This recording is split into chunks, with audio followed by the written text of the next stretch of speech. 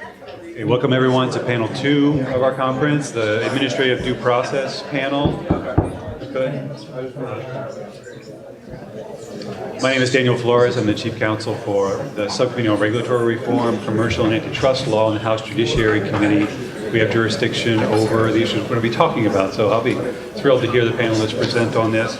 We have a sterling panel here: Jonathan Adler from Case Western, Lisa Heinz from Georgetown, Aaron Nielsen from Brigham Young, Ashley Harris from King & Spalding. Their more detailed biographies are in your material, so I won't belabor that. But I'm thrilled to see so many of you here. This is a vital topic. It's an interesting topic. It's a deep topic, and I'm sure we'll have a wonderful set of remarks from our panelists, and we're looking forward to questions thereafter. So with that, I'll turn it over to Jonathan.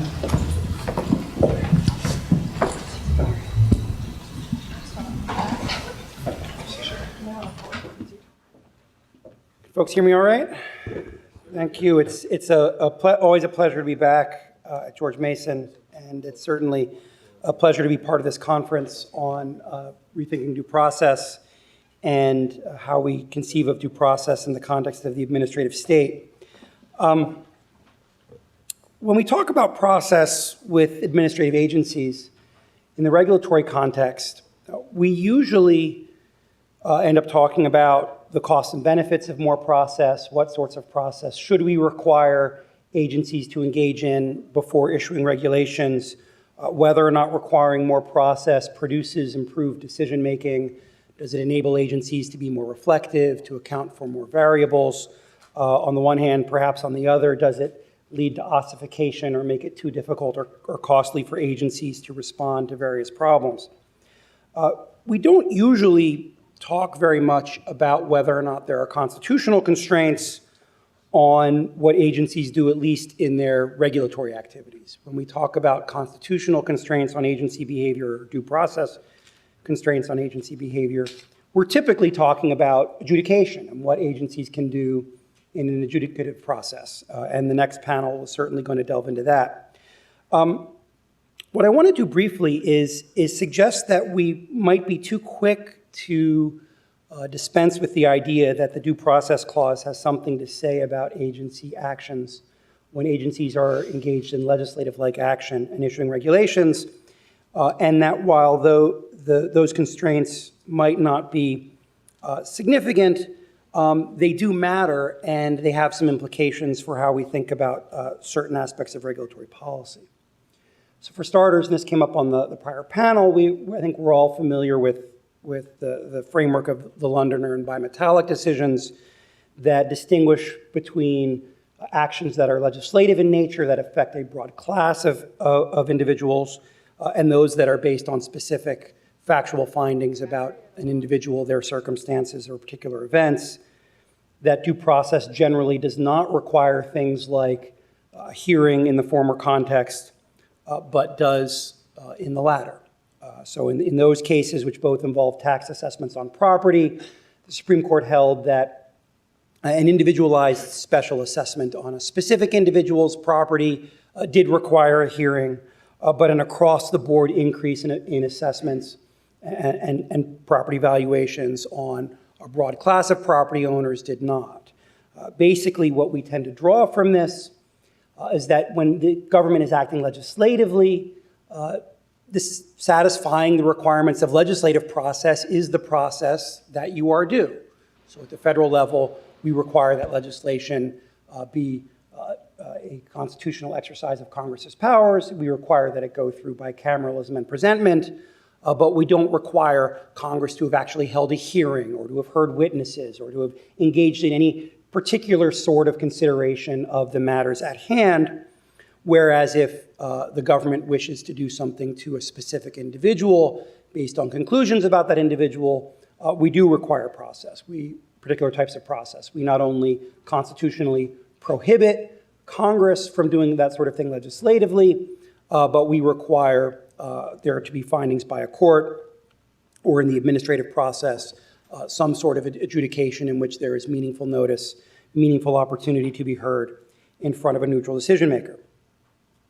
But if we think about what due process in these formulations is still ultimately about, is it about the idea that a deprivation of life, liberty, or property must be undertaken pursuant to law. Right? So that if a finding that one has done something unlawful, well, that thing that one has done that is unlawful must in fact be unlawful. It must be contrary to the common law. It must be contrary to a statute enacted by a legislature in a proper fashion. I think that if we think about this in the context of regulatory policy, we have to reach the conclusion that that means for a regulatory action to validly, lawfully constrain private conduct, it too must be the product of law. It must be pursuant to a lawful delegation, and I will set to the side the question of whether or not there are constraints or should be constraints on the scope of delegations that the legislature may authorize. We've heard about that already. But that any action by an agency that would constrain someone's liberty, deprive them of life, liberty, or property, must be pursuant to a lawful delegation by Congress and must also be promulgated in accordance with the procedural constraints that Congress itself has also enacted. Put another way, an agency action that, for instance, doesn't comply with the Administrative Procedure Act is not merely unlawful in that it did not follow the process that the APA requires. It is unlawful in the sense that it is contrary to due process, that the agency has sought to constrain life or liberty or property in a way that is not authorized by law because it is not pursuant to the process that Congress has mandated. Now, at this point, you might be saying, well, okay, it's unlawful either way. The APA instructs courts to strike down agency actions that are not that do not conform with the required process. Why does any of this matter? Well, I do think this matters in a couple of ways and has some implications for the way courts evaluate agency action. For one, I think this has implications for Chevron. If for an agency action, a legislative-like action, a regulation to be lawful and to be compliant with due process, if it must be pursuant to a lawful delegation, then it must be the court's obligation to ensure that such a delegation has actually occurred before considering the substance of what the agency has done. I'm not convinced that this means that Chevron itself is unconstitutional, but I do think it means that a robust step zero inquiry is constitutionally required, that the courts must assure themselves that the agency is in fact exercising a power that was lawfully delegated to it and that their action is pursuant to such delegation. I think this is part of the rationale of Chief Justice Roberts' dissent in the City of Arlington case. I think it is the implicit premise of the major questions doctrine invoked in cases like FDA v. Brown and Williamson and King versus Burwell. And I think it suggests that Justice Scalia is wrong to dismiss the idea that delegations concerning the existence or scope of an agency's jurisdiction are merely at the same, or just like any other delegation and don't require a particular type of scrutiny by the courts.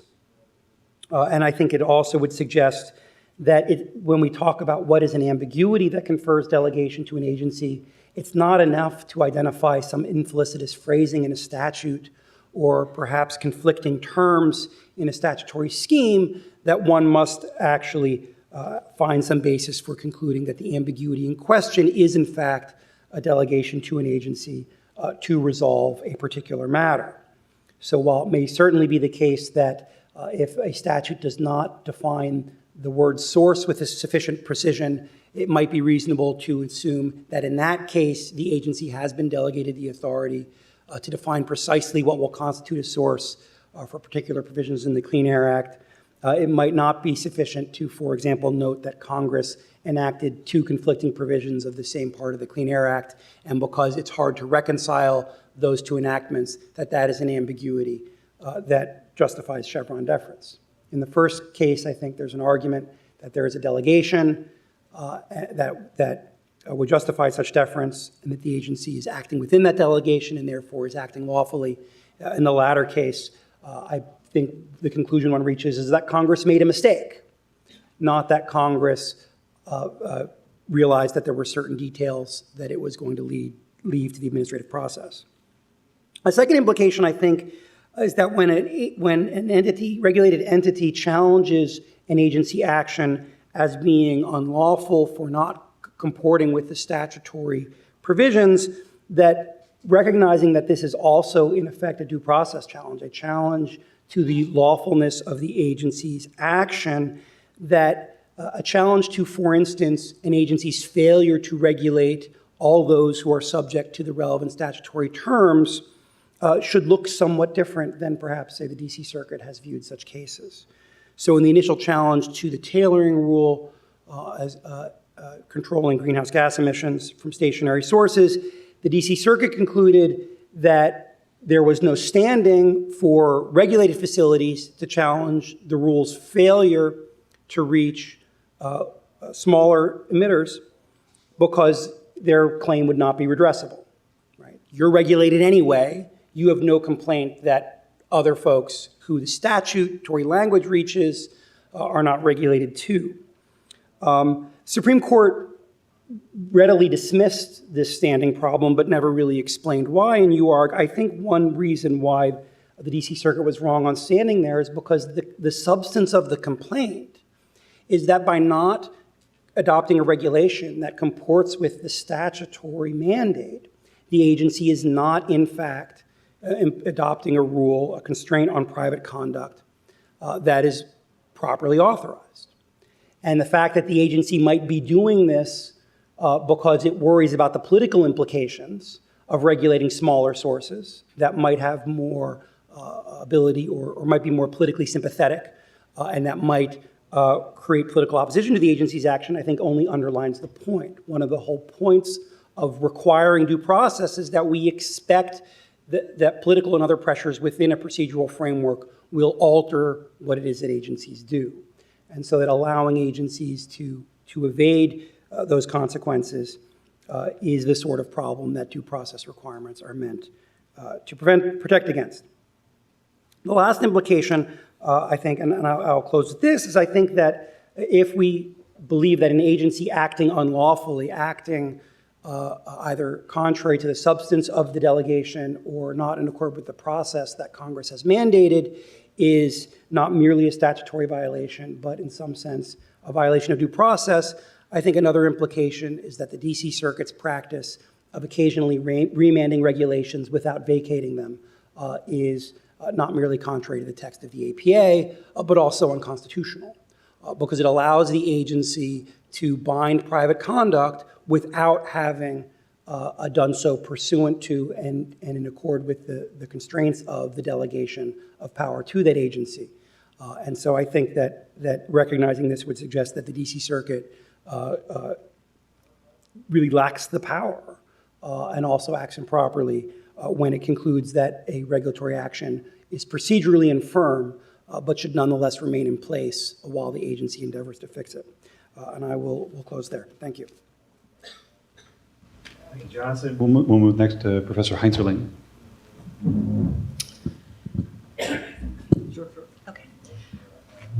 Hello, everybody. Thanks for having me. This is a really important conference. It seems like everybody out in the world is talking about administrative law, which is very exciting for administrative law professors. There was a moment last summer, I believe, when Chevron was trending on Twitter. That was the best day of my life. So all of these issues are really important. It's really important that we all talk about them. I think it's wonderful that so many people are debating what process is due in the regulatory context, and here in the context of this panel, thinking about what process is due in the rulemaking context. All that is all for the good. I think the rulemaking process is in need of reform. The bad news from my perspective is that the conversation is turning in exactly the opposite direction from the one that I would think the times demand for us. The pressure is building, and you can hear it even in this conference, for ever more procedures to pile on to administrative agencies, ever more intricate analysis they must do before they enact their rules, ever more constraints on their behavior. And yet we live in a world in which significant rules, or even insignificant rules, to be frank, take years to issue. already. And we live in a world in which the problems that administrative law and regulatory behavior would address are ever more urgent. And yet, public discourse, and even the discourse here, I will say, often ignores the fact that with regulation, with administrative undertakings, we're trying to address social problems. We're trying to produce benefits, in many cases, for the broader public, and we may lose or at least delay those protections if we pile on more procedures. It's really hard to get this across to the general public. It's hard to convey the effect that sclerotic administrative procedures have on the protections that we would otherwise afford against toxic chemicals, against workplace hazards, against unsafe food, and on down the line. And my fear is that this difficulty in conveying the importance of the process will actually allow some bad ideas to take hold. There's a lot of pressure for more process, as I say, and more constraints on administrative agencies, and I see this pressure coming from all three branches, from Congress, from the executive, and from the courts. In Congress, there are bills circulating that would amend the Administrative Procedure Act. From the executive branch, we see things like the executive order that's called the 2-for-1 executive order. I think the far more consequential part of that executive order is the one that would set regulatory budgets for agencies, something long sought by the legislature, never passed, but now contained in an executive order. From the courts, of course, there's increasing restiveness about the doctrines related to deference to agency interpretations of statutes and rules. So there's a lot of pressure coming from more procedure. Let me just talk about one striking example of this. And this is these are the bills circulating in Congress that would amend the Administrative Procedure Act, and in particular the Senate Regulatory Accountability Act, which I believe is the least problematic, less problematic of the two amendments circulating in Congress. This is a bill that is loaded with procedural and analytical requirements. Every line of the bill, it's about 18 pages long, every line of the bill is an opportunity for judicial review. Every line of the bill is an opportunity for delay of the public protections that I've talked about. And every line of the bill would impose more resource-intensive procedural and analytical requirements on administrative agencies in an era when their budgets are going to be at perhaps historic lows. So if you want to stultify the rulemaking process, this is a really good way to do it. If that's your aim, these bills are your ticket. They impose cost-benefit analysis on agencies, almost cost-benefit analysis on steroids. It's not just costs and benefits, it's indirect and direct effects on all sorts of different aspects of the economy. They would impose a whole new stage of rulemaking on agencies in certain cases. That would be an initiation of rulemaking, and so forth. So they impose lots and lots of procedural and analytical requirements on agencies, and I have to say, I wonder to what end. At the end of the day, will the rules that emerge from this process be that much better, or will they simply take longer, maybe be abandoned entirely, and take more resources? So I wonder to myself, and this isn't entirely facetious to think this, why not have something that costs a lot less money but would equally stultify the rulemaking process? Suppose we make the head of an agency be able to run a 4-minute mile before she can pass a major rule. That would cost a lot less money, I think would make about as much sense as these bills do. Let me give you one example. The bills would provide for petitions for formal hearings in cases of high impact and major rules. You may know about, and I know Professor Nielsen has written about this case, about a famous instance of formal rulemaking in the 1950s, in which it took about 10 years for the FDA to answer the foundational question of how much peanuts need to be in peanut butter in order to call it peanut butter. Right? And at some point, they were arguing about whether that percentage should be 87 or 90%.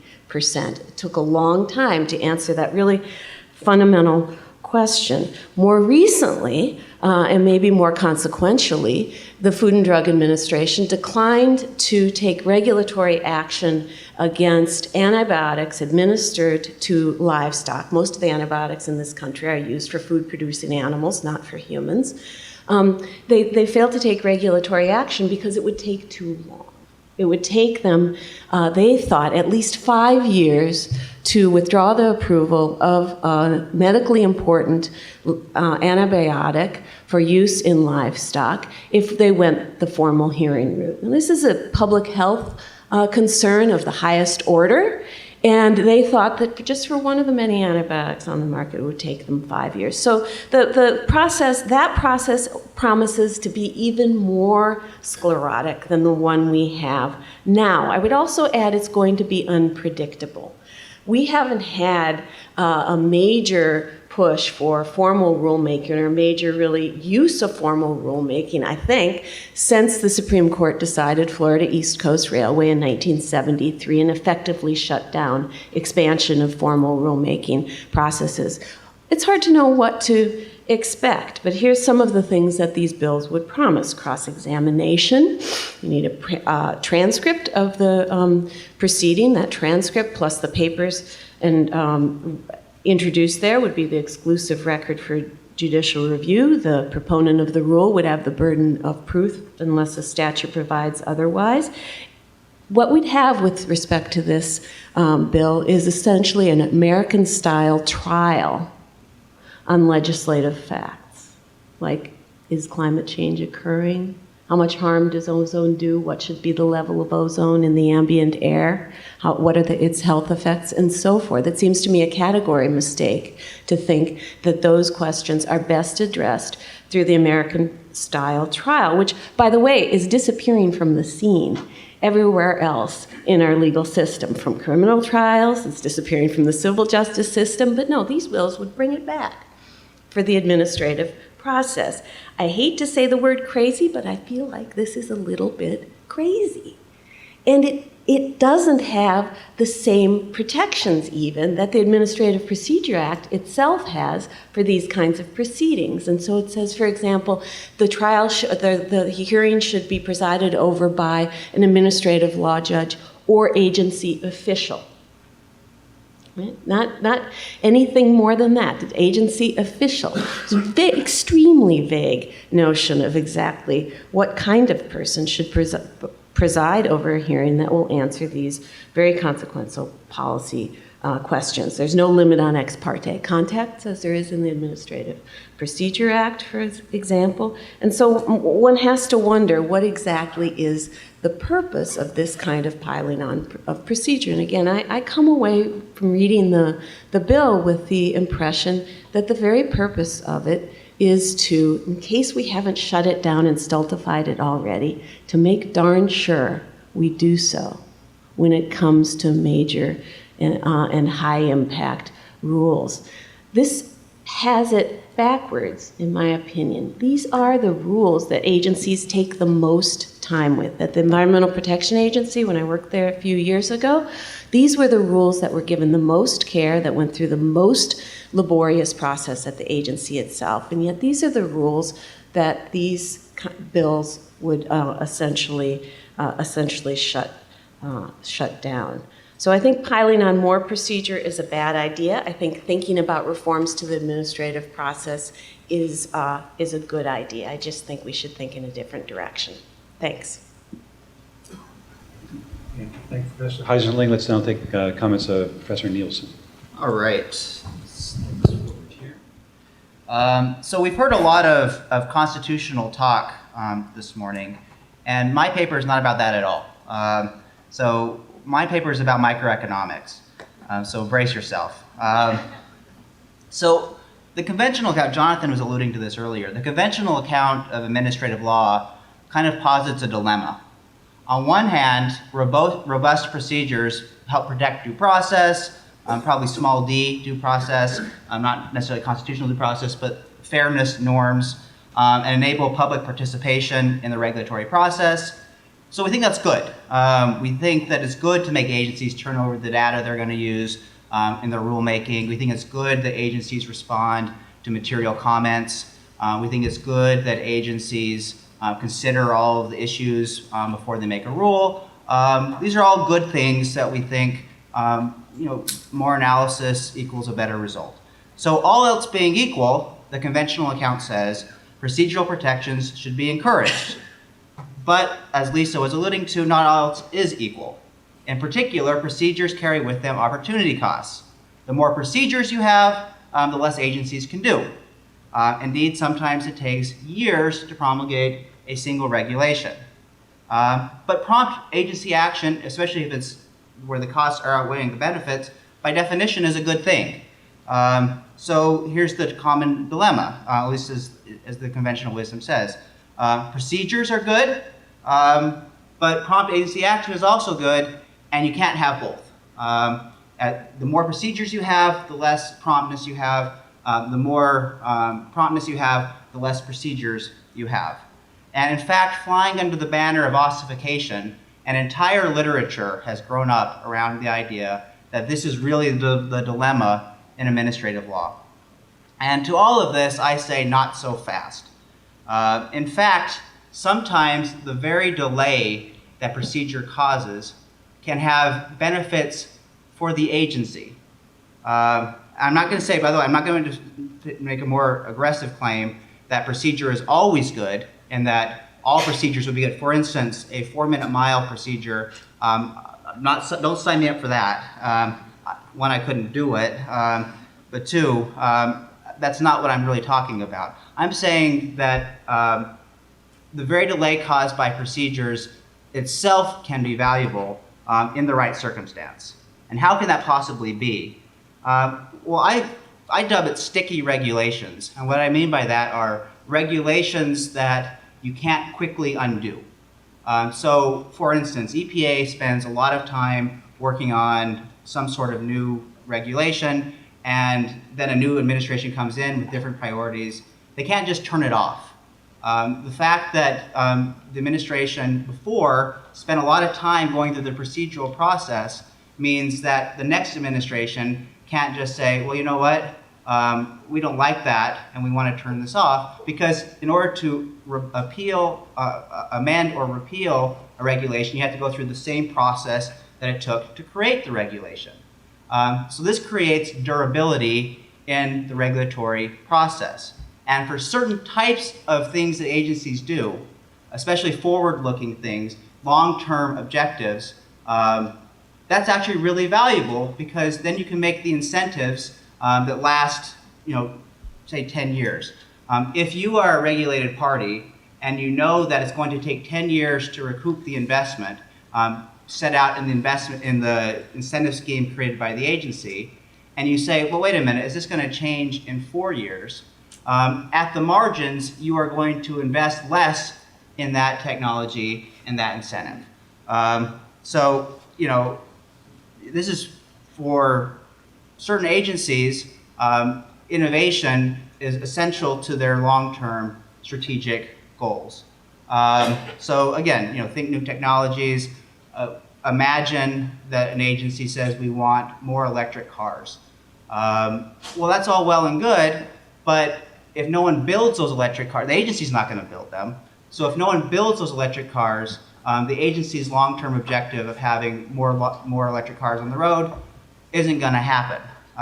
And that's true, by the way, for all sorts of other things. It could be economic development zones. We want to have this area, we want more economic development, we want to create incentives for people to go into that space.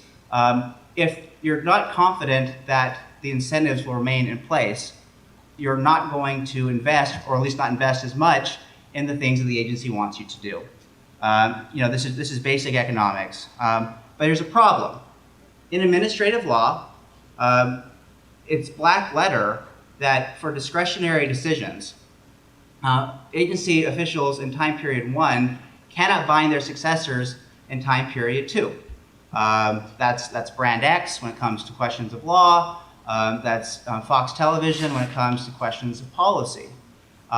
So if you lived in a world without ossification, how could an agency create those kind of durable incentives that will encourage the investment that the agency wants? You look around, you say, well, where does the credible commitment come from that this regulation is going to stay in place, that this incentive that you need to take 10 years to invest to get your money back, where does that come from? And I say that ossification can be that incentive. Ossification can be that credible commitment mechanism that lets regulated parties know that if they trust the agency's promise, that promise will still be good long enough for the investment to pay off. And that you can see that from the perspective of the regulated party, well, that's beneficial, but it's also beneficial from the perspective of the agency, especially if the agency is forward-looking and is particularly concerned about long-term as opposed to short-term concerns. I'm not saying, again, my point is, I'm not going to say that all procedures are good. I'm not even saying that we have the right balance now. But I am saying that you can't just say ossification and throw up your hands and say this conversation is over, because there's a category of things that agencies do that, in fact, having this procedural delay is good. Now, the procedures might be bad, and then that's a different question, but you can't say they're bad because of delay, at least for these certain types of things that agencies do. So, in short, the supposed dilemma at the heart of administrative law, I think, is of a different character than what we often talk about. The true dilemma is that agencies can either have long-term trustworthiness or short-term flexibility, but not both. If agencies can make rules easily, which in a sense benefits the agencies, then their ability to regulate into the future is necessarily reduced, which in another sense harms agencies. Thus, at least when it comes to long-term regulation, there may not be tension between procedural protections for due process and agency effectiveness. And that's the paper. Okay, thank you, Professor Nielsen. Let's turn now finally to Mr. Parrish.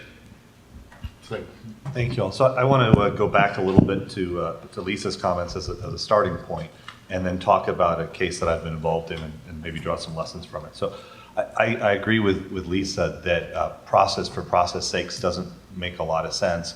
And I think you can look skeptically at a lot of the reforms that are being proposed because they may not actually result in benefits. Obviously, though, the question you have to get is that procedures and process do serve values other than just gumming up the works. They do serve rule of law values. And so you have to have some theory as to what procedures are worthwhile and what ones are not.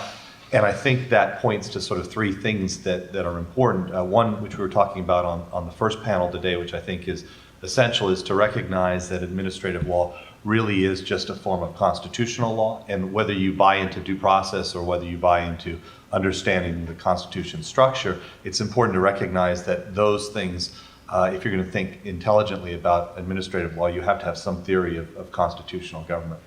The second one is I think you have to have an understanding of the institutional dynamics and what's happening there. And then third, you have to have a practical understanding of actually what the problems are. So are they big, are they small, are they prevalent, or are they rare? The reason I mention this is that one of the things I think from a practitioner's standpoint that is frustrating is that particularly within certain circles of academia, there's this sort of, you could think of it as New Deal fundamentalism, which is that the administrative state is essentially just fine, that there aren't any problems with it, and that if you tweak it around the corners, that's okay. Anything more than a tweak in your, advocating some radical philosophy or ideology. Obviously, I don't think that's true for the people in this room, but it is quite prevalent. You see it all the time, which is this idea we should not be thinking about administrative law. That was worked out in the New Deal, and let's all go home and live with what we've got. For those of us who practice on a day-to-day basis, and I wouldn't want to be too general, but I think it's true that people from all different philosophical and ideological backgrounds recognize that there is a problem with the way that the administrative state works this way, and whether it's because you want more regulation or less regulation or whatever you think the result should be in any particular case, you are presented with cases time after time where there is abuse that is occurring. It is not because of bad faith on behalf of individual agency officials. It has to do with the institutional dynamics and the rules by which the game is played, and those need to be rethought and thought about carefully. It's not an easy problem to solve. In fact, it's just the opposite. It's very difficult. So here's a specific example that I'll go through very quickly. I won't get all of the flavor of it, but it sort of shows this issue that Jonathan pointed out between maybe the difficulties of thinking about how due process works in part because it's a combination of adjudication and then also rulemaking. So I represent a client that sells or provides diabetic supplies to very ill patients who can't get them at their local pharmacy. So it's all done by mail order. The business serves about 500,000 people, and it was built because of government recognition that the mail order program was a good idea for certain of these very vulnerable populations. For reasons that I won't go into, but at least there's a good argument, are wholly illegitimate and invalid. The government doesn't want this company to be part of the program anymore. So it doesn't want it to be part of the Medicare program and wants to get it out. So what it does is it does an audit of the company, and it finds that over the last 5 years, with the 5 million services that have been provided, there have been some customers who have died and who have been provided services. Now, no payment ever actually occurred for any of these patients that had died, but under the regulations, there's a very sensible regulation that says if you are a doctor and you submit a receipt for payment from somebody that you've served who's died, and you do this under the guidance, if you do it 3 times, there's a presumption you've engaged in fraud, and they'll kick you out and you won't be allowed to participate anymore. That, of course, makes all the sense in the world, but not in the context of a mail order, because what happens is these very sick patients will call up 3 or 4 weeks in advance of when their supplies are going to run out. They have a conversation with the company person and says, well, look, we'll send you new supplies in 2 weeks. The person hangs up the phone and dies, and the supplies go out nonetheless. Now, the main reason why these are not caught has lots to do with the government policy as to how often you can check the database to see whether people are alive or not. And so the company's defense in part is that it's not our fault, it's yours. But even if you take a look at it on the government's terms, you're talking about an error rate here that is just about 6 sigma. It's not quite 6 sigma. So for those of you who know about accounting and government company efforts, 6 sigma is the gold standard. It's an error rate that's so low that everyone's supposed to try to get this. So we're talking about incredibly low error rates here. But under the government's regulations, that means they're out of the program. So the question in the case that's been teed up is there a due process right to actually have a hearing before a neutral adjudicator before you're kicked out of the program? The DC Circuit has been very clear that there is a liberty, and other courts have said a property interest in remaining part of these programs when you have a contract. And so the question is, what's the due process issues there? The subsidiary question, though, which I think is even more important than that, is why the heck is this going on? And the reason is it has more to do with the government's interpretation of its regulations, because they realize that if they are successful, it may be that their interpretation of the regulation will never get reviewed. Now, why is that? Well, the reason is because from a company's perspective, if you're kicked out of the program, you have a choice. You can either continue to provide the supplies at a cost of millions and millions of dollars a month until you go out of business. Or what you can do is you can stop providing them, in which case you lose all your customer base. And so what happens in a large number of these cases is by the time the underlying substantive issue of did the government decision to kick you out of the program, was that valid, come up for actual review before a court, the case is moot because there's no dispute anymore because the company's out of business. The interesting thing about this is, and we could talk about it, and of course I'm giving you a biased perspective, there's you could talk about it any other way, but the main interesting question is how does the due process analysis work? And traditionally the way courts have looked at this is to say, well, there should be a right to a hearing before you get taken away any rights, but we'll give the government a lot of deference because usually when the government wants to do something like this, it's to protect health and safety. And so, if you have to kick a company out of the program, but it's going to protect a lot of people, that's really important. Of course, what's happening in this case is that the government's is just the opposite. The evidence shows pretty strongly that there's these 500,000 people that depend on these services, and they will not be able to replace them with other people in the other companies in the marketplace because there's no ability to scale up quickly enough. But what's happened is that the analysis has become so sort of in favor of the government on these things that any interest articulated by the government is sufficient to get rid of the need for an advance hearing. So in this case, our interest articulated by the government has simply been the interest in running the program the way they want to run the program. Now, that takes me to sort of 3 points that I think are helpful in thinking about process in terms of agency actions and how you might think about approaching some of them. One of these is that we just don't have the adequate doctrine to analyze these types of issues anymore. So the main case that applies there is Matthews v. Eldridge, which arose out of the 60s, and the question of what happens when somebody is taken off of Social Security or a benefit program. It's a good doctrine and it's important, but it doesn't get at the dynamics of what is going on in these types of cases today. And one of the reasons we don't have that doctrine is that there used to be something in the way of a sort of a common law ad law, where in the DC Circuit and the DDC, you saw a development of these doctrines over the time that were not politicized, were not really the attention of the Supreme Court. But in part because of doctrines like Chevron and otherwise, there's such a great push towards deference, and it's a sort of a culture of deference here, that you're just not getting the doctrines anymore, and a lot of the hard work is not being done. Second, I'd like to emphasize the point that this has nothing to do with the usual debates of whether you want more government or less government, more regulation or less regulation, of a bigger administrative state or a smaller administrative state. These go to questions of accountability, regularity, transparency, and integrity that we should be able to reach agreement on regardless of what we think the outcome in any particular case should be. You know, we all should be worried that we don't want our ox gored in the next case, but also recognize that there are some oxes that will get gored and we have to figure out what the equilibrium is. And then that gets me to my last point, which is I think there may be some reason for optimism here, because in some ways, for a long time, the idea of the debate over the administrative state has mapped on very well to political valences. You know, if you were moderately Republican, you were probably more suspicious about the administrative state. If you're moderately a Democrat, you were less suspicious. And I think what's happened is, at least with the new administration, there is a recognition that it doesn't all go in one way. So Lisa and I should be able to agree here that as much as we are enthusiastic about EPA and what EPA may regulate, we should also be equally enthusiastic about ICE and what ICE might be doing. And the truth of the matter is that there's a lot of people who realize that you can take a look at the immigration debate and be concerned about due process concerns and other questions of regularity there, and you can take a look at the EPA debate or the FDA debate and be very concerned about that as well. And the hope is that maybe there is some room for sort of a shift towards a better consensus on the idea that there does need to be some reforms, but they don't need to be in the context of specific decisions, but instead taking a look at least some baseline of procedures that are needed to ensure that we get regularity, accountability, and fairness in the types of regulation that we have. Thank you.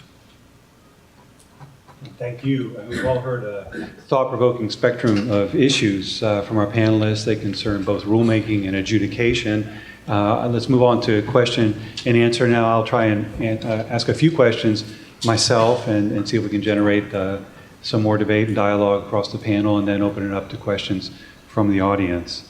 To return back to the title of the panel, Administrative Due Process, I'd like first to focus some questions on to whom process is due and what process is due in the different kinds of administrative activity we have. I think in adjudication, the answers are easier to discern. To whom process is due in an adjudication is the traditional sense that we have in the courts. It's going back to Magna Carta, the person whose property or liberty interests are proposed to be impaired or thoroughly reduced.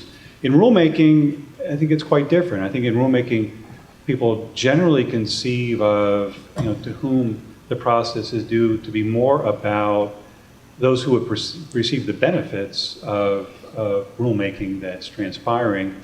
But fundamentally, irreducibly at the core of it, I think, too, we have process due to those whose liberty or property rights are proposed to be impaired. And it becomes a different dynamic there with how we structure the procedures to achieve those things. And then with regard to what process to do, again, I think it's easier with regard to adjudication. We can conceive of procedures that will relatively mirror what happens in the courts. But with rulemaking, it's much harder. I think we've often traditionally conceived of the process due in rulemaking to be a process that will produce the best content of the rule, which is more of an expertise, traditionally progressive view of what the administrator should be doing. But in the end, the rulemaking process really is a legislative process. And the Constitution sets up the constitutionally named legislative process, not so much to assure that the best content is produced in our laws, but to produce the best consent of the governed.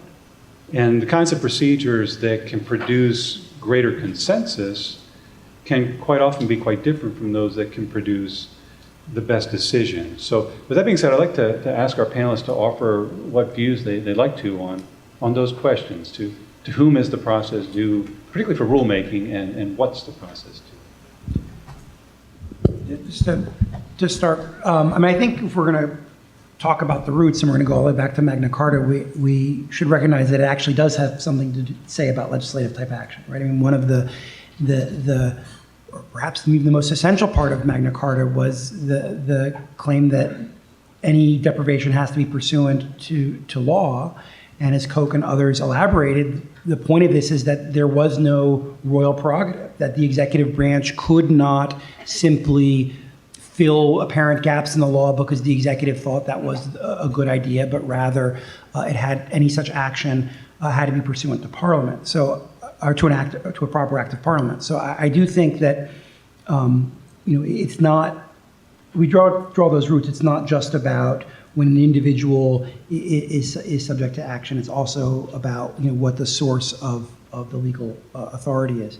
The other point I would make, and I think this has come out in the panel, is if we're thinking about process in terms of its effect on outcomes, we do want to think about what type of process it is. I think we can have a semantic debate about the best outcome, whether or not that's also necessarily the most transparent outcome or the most accountable outcome, and so on. But however we define the best outcome, it is important to think about how, especially at a statutory and regulatory level, how a given type of process is expected to affect what the outcome is. And this is something that's baked into the Matthews versus Eldridge analysis. For adjudication at a constitutional level, it's something that I think in the policy debates over how we should or shouldn't reform the APA tends to be overlooked. And there is this assumption that a greater process which might improve certain types of decision-making in certain contexts must therefore be good across the board, or must therefore be valuable anytime a regulated industry requests it. And I'm not sure we can make that assumption, especially because, as I teach my students, I mean, procedural requirements may have their own independent value, but they're also a weapon if you were trying to influence agency behavior.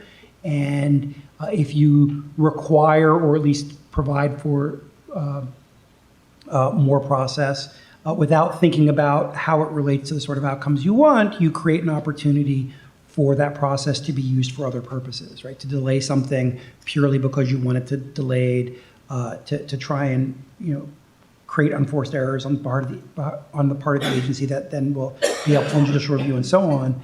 And so that's something we need to, I think, pay a lot more attention to, that certain procedures which may help certain types of, might improve certain types of outcomes, we should be reluctant to assume that they would necessarily do that across the board. I would just say that in rulemaking, I think the question about to whom processes due is a good one, and I would say that it's important to remember that there's life, liberty, and property on both sides of any regulatory debate. It's easy to think that the regulated industry, they're the ones who deserve the process because they're going to be less free, or their property is going to be diminished to the extent they're regulated. By the same token, when it comes to particularly some categories of regulation, health, safety, and environmental regulation, we are less free to the extent we are less protected from risks to our health and our lives. And so I think it's important to remember the extent to which those important values lie on both sides of any regulatory debate. And to the extent that we pile on procedures in order to protect the regulated industry from having their own interests diminished, we diminish the life, liberty, and property of people, of the broad public. On the question about the consent of the governed and the equation of rulemaking to legislation, I'll just throw out there a claim. I think I'm pretty comfortable with this, but just to be just thought-provoking, is to some extent the most responsive part of government today is an agency involved in a major rulemaking. right?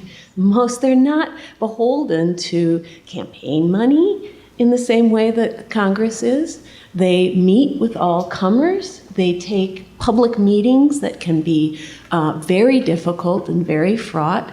They respond to all comments. They discuss things in a reasoned way. To some extent, I think if you're looking for the consent of the governed, you might want to cast your eye on administrative agencies involved in big rulemakings.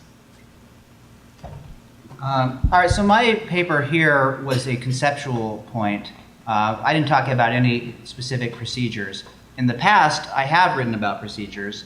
And I think Gary Lawson and I might be the only two that have even breathed a word in favor of formal rulemaking in quite some time. I hear what Lisa had to say about that, about, for instance, do we want all these legislative facts to be subject to cross-examination? And sure, we can always imagine some things that we call legislative facts that don't fit very well for that kind of thing. On the other hand, agencies do a lot of things that look a lot like adjudicative facts in the context of rulemaking. So for instance, imagine that one of our transportation agencies, imagine that they say, highway safety, we think that truck drivers should only drive so many hours per week or only so many hours at a time. You know what? That same exact question, the very question can come up in a trial for tort negligence, where was this negligent or not? They'll go through the analysis, they'll have experts who will come in about how people behave, and that's not a time. You know what, or it can be done by regulation. Now, if it's done in a trial, we say that's an adjudicative fact. If it's done by a rulemaking, we say it's a legislative fact. But in fact, it's almost the exact same thing. It can be the very same thing. The same experts can be testifying in both contexts or providing information in both contexts.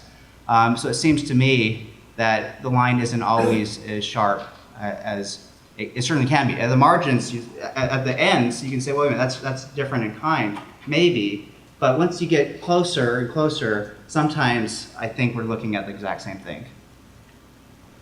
Yeah, I would just say that I think it's a good question because it's helpful to think about them in those types, but I think most of what agencies do today and how regulation occurs doesn't fit adjudication or rulemaking. That doesn't mean that they don't occur, but a lot of the regulation that happens on a policy-wide basis is occurring through specific enforcement actions that have massive chilling effects and are designed to create policies that aren't applying to one specific context.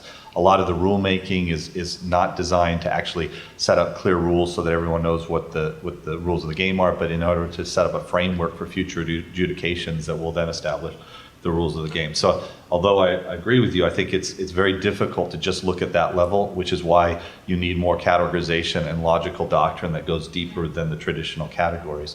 Second thing is I think that, so I sort of disagree with Lisa here in the sense that the dichotomy that she's presenting between industry and the rest of us, I just don't think is helpful because I don't think that's really what is going on in most of these cases, and it's just as easy for the rest of us in any individual capacity to find ourselves on the wrong side of agency rulemaking. Obviously, it's really hard to discuss that without talking about a specific issue, and as soon as you talk about the specific issue, everybody lines up on different sides. But if you think about most of these issues today, it's like the old debate, John's written about this, as to whether the Supreme Court is pro-business or not. Well, business is on every side of both sides of the V, so yes, it's pro-business.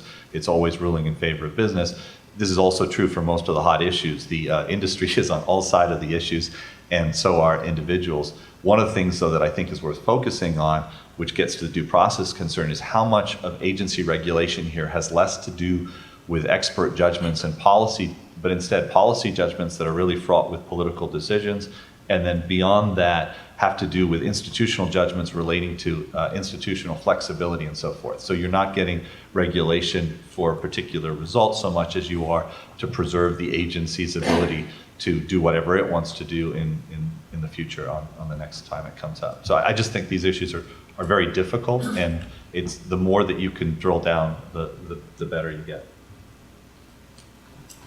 Okay, I wanted next to see if we could get into a little bit of the tension between the benefits of regulatory flexibility and the adverse consequences of regulatory uncertainty, because they're really sort of dueling things that spawn from the same root. I'd be interested in hearing our other panelists, besides Professor Heinz and Professor Nielsen, on the comments offered by the former on those issues, and ask our panelists if they have any concrete suggestions for procedural reforms that could help resolve the tension between a need for flexibility and a need to avoid regulatory uncertainty.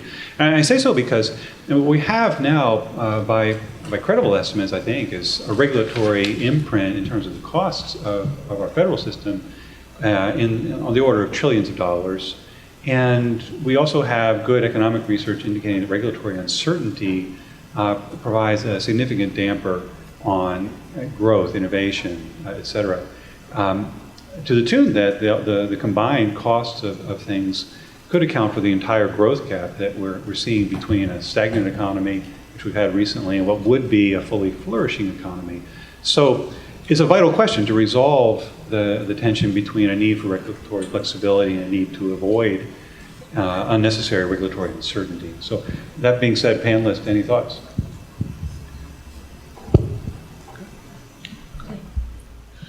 I think sometimes when people say regulatory uncertainty, they actually mean no regulation. And that if there were certainty of regulation, they wouldn't like regulatory certainty so much. And one of the best expressions, I hadn't heard anyone actually say this until, and I think Boyd and Gray, I think you're out in the audience, I think, yes, hello. I remember at a hearing a couple of years ago in the House, you were testifying, it was on Regulation Nation. We were on a panel together, and you said, and I thought this was just so refreshingly honest, uncertainty beats certainty when the certainty in question is a massively costly regulation with no benefits. And it struck me that the question then is not so much about uncertainty, but simply about the old debate over which regulations are too costly, which regulations are too burdensome. Two things. One, and as part of this is maybe even a question to Aaron, if we think that agencies should be almost kind of stuck in place, or there should be a presumption, or at least in some contexts, that we should think that their regulations will produce greater benefits if they are certain and hard to undo, does that suggest that, for example, the Fox Television case is wrong, or does it suggest that when we think about reliance interests in which Justice Scalia's opinion in Fox said were something that the agency would have to address, need to be fleshed out more? I mean, it seems to me that the paper could suggest either one of those. In this case, either that Fox is either wrong completely, or at least in some cases, or that we need to think more carefully about what sorts of reliance interests an agency has to address before changing its mind. The other comment was on uncertainty. I'm not sure that what we call regulatory uncertainty is as much a function of legislative rulemaking by agencies and the fact that that will change. I think it actually is a larger problem in the context of agency enforcement of regulatory requirements and the use of non-legislative-like things like guidances and dear colleague letters and so on, and the use of agencies in some cases, and there's a cert petition in a case pending on a rule that arguably creates a situation where the agency creates a regulatory standard that it knows the vast majority of those subject to it can't comply with. And so the actual substance is not the rule, it's the agency deciding when to enforce it, when not to enforce it. So in this particular case, the agency has adopted a regulation for certain types of facilities that effectively makes accidents or malfunctions criminal or unlawful, and says, trust us, we won't always prosecute you for this. And you won't always get sued in a citizen suit for this. That, if we're gonna talk about uncertainty and the effect it has on the regulated community, it seems that dynamic is the sort of thing we should be much more concerned about it. And I just say that, saying I'm not sure what the right answer is, and I'm not even sure I entirely know the proper frame we should evaluate that scenario in. But it seems to me that sort of thing, the idea that you might be doing something that's unlawful, and you don't know if the guidance letter protects you or doesn't protect you, or the guidance letter might not even be a rule, or is it, those sorts of things are really what we should be focused on, not is the EPA going to change its mind after the next election? Those from other panelists? Yeah, so I agree with that. I do think part of the solution to this is to really focus on enforcement and how that's a problem. And you could make a good argument, but I don't know if it's the right argument, which is to say that you could expect more flexibility on the front end in terms of guidance documents and things like that if you were to really clamp down on the back end and enforce sort of, say like a rule of vagueness principles to say, well, you can't get penalties against anybody unless we really know what the law is. But those are, again, difficult things. I think there's a couple of thoughts here that underlie a lot of these debates. One is you have to have some idea as to what you think about the status quo versus the need for change. If what you think is that in any particular regulatory context that you are confronted with a crisis or people that are going to die or that there's a need for immediate action, it's very hard to at that point argue for more process or to maintain the status quo. I personally think that what ends up happening is the equities of any particular situation always argue moving away from the status quo, and that has a dangerous sort of momentum because it will always be in the particular case you will want the agency to cut corners. And so what you need to try to do is come up with ways to avoid that, but not, again, looking at specific circumstances. So you've got to reach some consensus. We don't have a lot of the consensus right now, and I think part of that is sort of to blame for two things. One is I think the debate over Chevron and our deference is an important debate, but I think it misses so much, and everyone who's getting all hot over the metaphysics of Chevron doesn't really get to the issues that need to be resolved. And you see this, and I think Lisa's point is very good, that a lot of the legislation that's going around right now is not really a fix. Part of that is because if you're going to come up with a fix, you have to think about anytime you have a rule, the ability to circumvent that rule with some sub rule. And those are really difficult issues, but you have to think about that, and I don't think a lot of the debate does that. The other thing is I think that unfortunately there's been a sort of a feedback mechanism against textualism. So if you think about Chevron, the whole basis for agency decision making is to funnel it through textualism. That only works though if you don't apply an incredibly aggressive form of dynamic interpretation, or you don't apply a form of postmodern interpretation, right? So we can all agree that the text is where we're going, but if the words can mean anything you want them to mean, or if it's so dynamic that anytime there's a new situation, you will interpret it in the way that the agency has authority to address that new situation any way that it wants, it makes it very hard for the system to work because it doesn't put pressure on Congress to do anything in the first instance, and it puts judges in the position of making more and more subjective judgment calls. So I don't know what the solution to that is, but I do think the move to dynamic interpretation is a dangerous move, and I think some of the problems that we're seeing right now is a result of that. All right, I'll just be really fast. Jonathan mentioned the Fox Television. For those of you who don't know, Fox Television holds that if an agency wants to change its policy, it doesn't need to show that its new policy is better than its old policy. It just needs to show that its new policy is also permissible policy. And Jonathan makes the point that if, for my thesis, why don't I say, well, that's bad? And that, I think, makes a broader point. You can flip my argument around. And the argument would be something like this. If you don't like the idea that agencies can regulate long into the future by creating durable incentives or things of that sort, well, how do you prevent that? Well, the way you would prevent that would be you would take away procedural protections. So the dilemma cuts both ways. That's why it's a dilemma. If you say, you know what, I'm very nervous about an agency making incentives that are going to govern the industry for the next 10 years, because it's really hard to undo what they've done. Well, the way that you would prevent that from happening, what you would say is, you make it more like the Fox Television rule, which is you don't have, the agency has one less thing to show. Under Fox Television, they don't have to show that it's better. In a sense, that's taking away a procedural protection. And you can do that for the whole bunch of things, but that really is, that's the math, that's the economics of it. If you're going to have a lot of procedures up front, that means the regulation lasts longer into the future.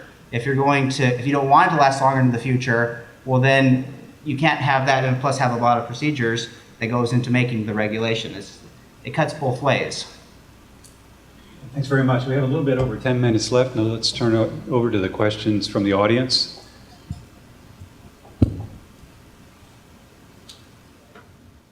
My question for the panel is, the current regulatory reform bills in Congress, most of them passed by the House and sitting in the Senate, which particular parts of those would address the problems that you individually found? I think, Lisa, I can leave you out of this one. But for the others, are there particular parts of those bills that you think would address the structural problems you've discussed?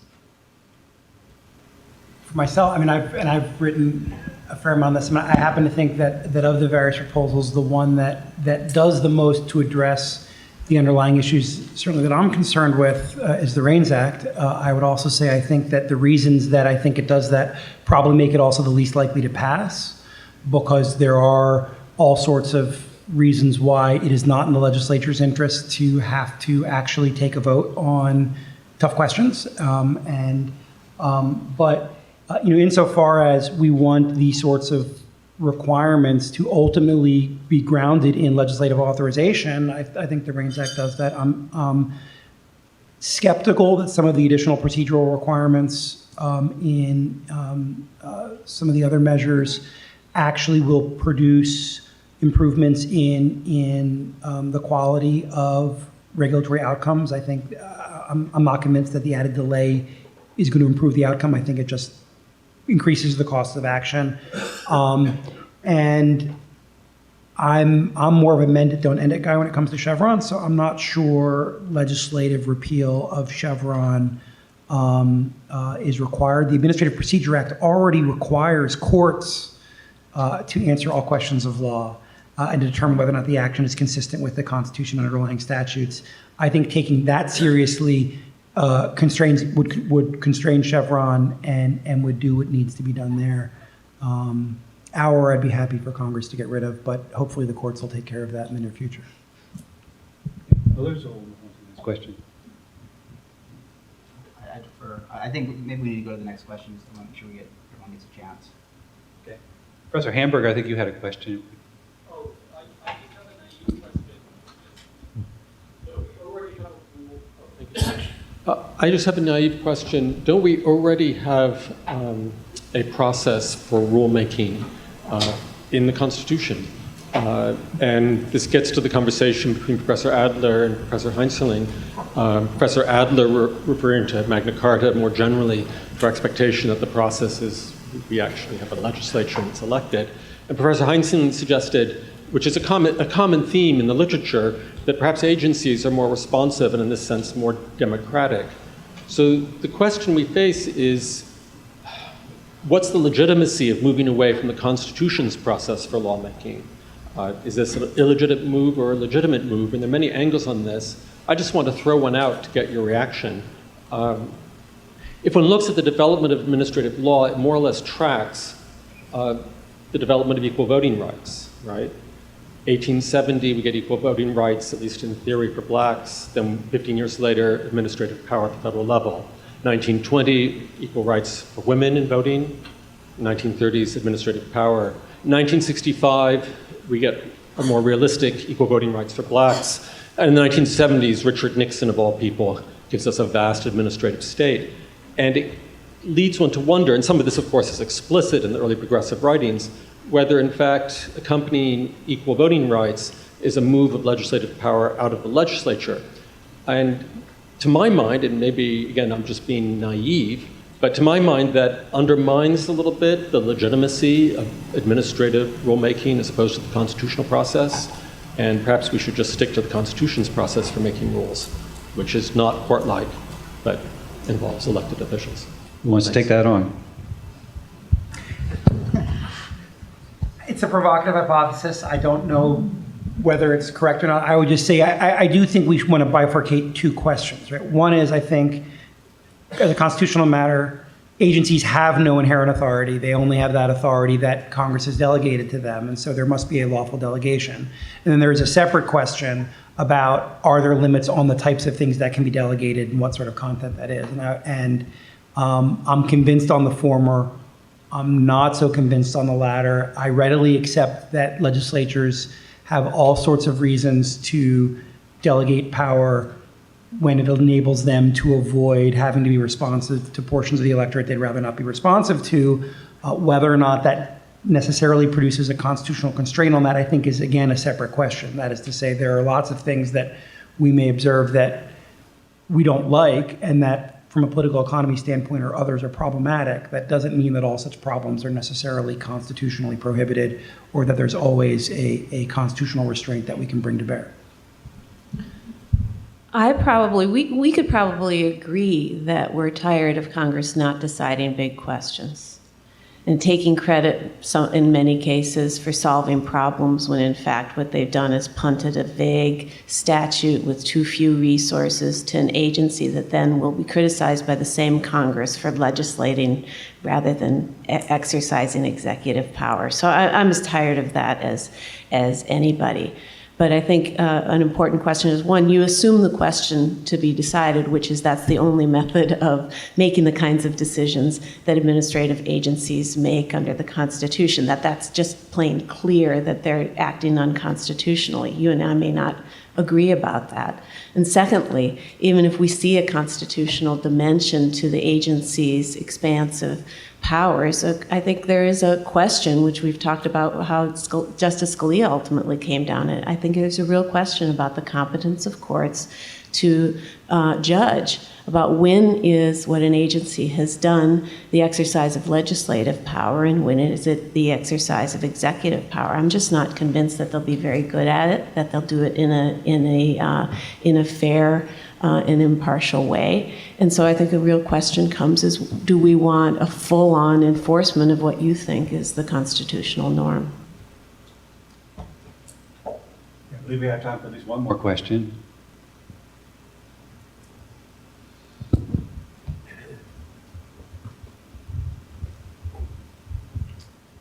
Lisa, you commented on how when agencies are engaged in major rulemakings, they already give it a lot of thought, a lot of time. They're beholden to no one. So let me ask you about an incident regarding EPA's endangerment finding. There was a 30-year veteran civil servant at EPA whose duties were to analyze regulatory proposals before they were issued. He got approximately 2 days to look at the endangerment finding in draft form before it was released as a proposal. He concluded that it was very poorly grounded in any science whatsoever.